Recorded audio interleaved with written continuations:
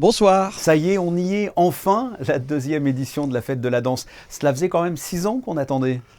Oui, ça a été un peu long. Je crois qu'il y a eu quelques étapes dont tout le monde a dû souffrir, à savoir le Covid et autre chose. Mais enfin, on est là, on est prêt, tout est en place et on se réjouit de pouvoir célébrer ça comme il se doit à partir de samedi soir.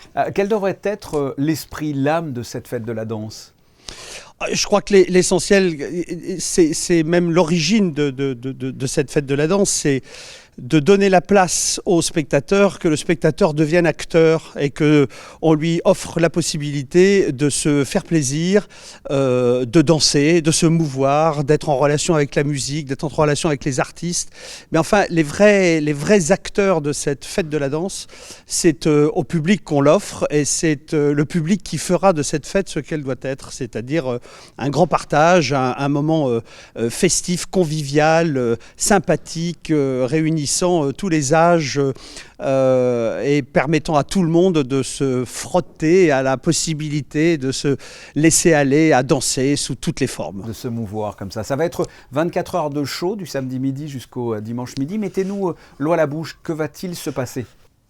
Il va se passer énormément de choses. Elles sont organisées entre la place du Casino et les terrasses de la salle Garnier à l'arrière.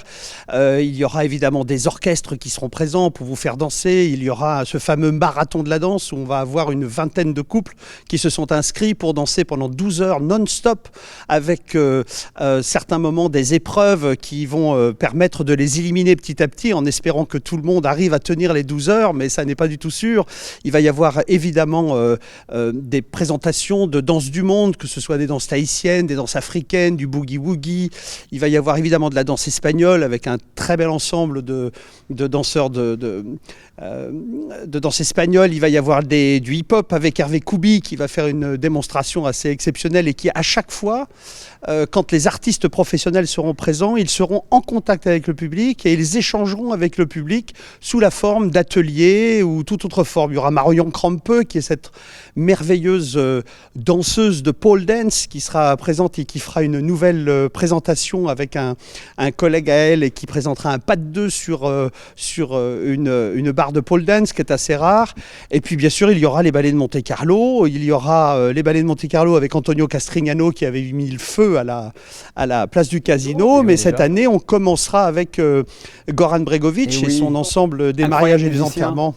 Incroyable musicien qui alors lui aussi sait mettre le feu sur une place et là je crois qu'à partir de 7h le soir ça risque d'être extrêmement chaud et je crois que l'idée c'est ça, c'est vraiment qu'il y ait cette merveilleuse ambiance qu'on avait eue l'autre fois où je n'ai croisé que des gens qui étaient souriants, heureux, avec une forme de bien-être sur cette merveilleuse place du Casino qui est un endroit presque insolite par rapport à un projet comme celui-là qui est un projet populaire mais dans le très bon sens du terme. Avec un accès gratuit, hein ?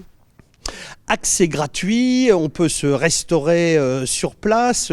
C'est cette collaboration entre le gouvernement princier, les ballets de Monte-Carlo et la SBM. La SBM a joué merveilleusement le jeu. Ils ont une proposition culinaire très abordable, ce qui va permettre aux gens de se restaurer sur place. C'est les petites choses qu'on a corrigées par rapport à la dernière fois. Je sais que la dernière fois, il y avait eu quelques soucis. Cette fois-ci, tout est en place. Je pense que vraiment là, on est prêt à fêter l'événement d'une manière assez exceptionnelle. Ça doit demander beaucoup de travail pour un grand nombre de personnes. Parlez-moi un peu de tout l'encadrement et toutes les personnes qui œuvrent pour le bon fonctionnement de la fête de la danse.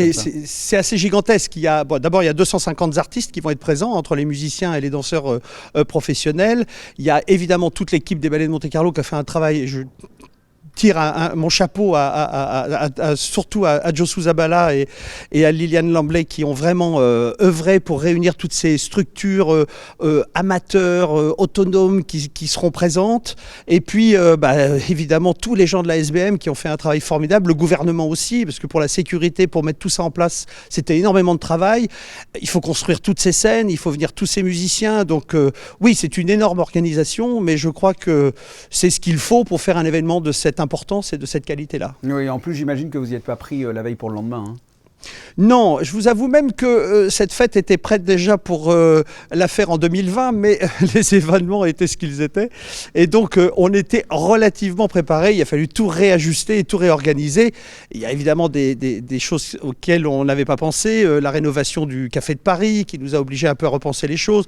Enfin, il y a des choses à adapter, mais enfin, il y a vraiment une grosse équipe et tout est prêt pour célébrer ça. On le rappelle, ce week-end, la fête de la danse du côté du Casino. On va s'y retrouver et nous diffuserons donc dans la journée de lundi à 19h une rétrospective des meilleurs moments. Jean-Christophe Maillot, merci. Je vous en prie, plaisir, on vous attend. Avec plaisir, on y sera.